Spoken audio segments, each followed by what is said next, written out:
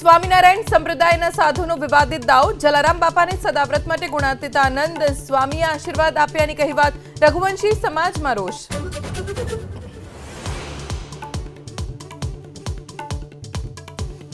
ગુજરાતની 30,000થી વધુ હાઉસિંગ સોસાયટીને લઈ રાજ્ય સરકારનો મહત્વપૂર્ણ નિર્ણય ઘરના ખરીદ વેચાણ સમયે કુલ રકમના 0.5% અથવા 1 લાખથી વધુ નહીં વસૂલી શકાય ટ્રાન્સફર ફી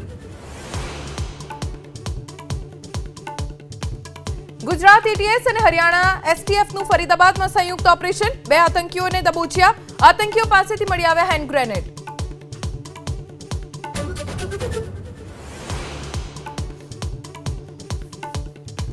ફી વધારાના વિરોધમાં એનએસયુઆઈ નો વિરોધ ગુજરાત યુનિવર્સિટીમાં કુલપતિની ચેમ્બરમાં જ ધરણા પર બેસીને કરી નારેબાજી પોલીસે કરી કાર્યકર્તાઓની ટીંગાટોળી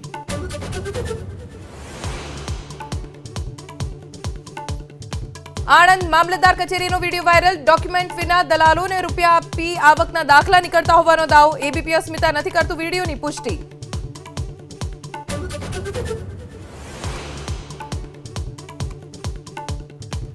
પીએમ મોદીના સૌરાષ્ટ્ર પ્રવાસનો આજે ત્રીજો અને અંતિમ દિવસ સાસણગીરમાં રાષ્ટ્રીય વન્યજીવ બોર્ડની બેઠકની કરી અધ્યક્ષતા જંગલ સફારીમાં કર્યા સિંહના પણ દર્શન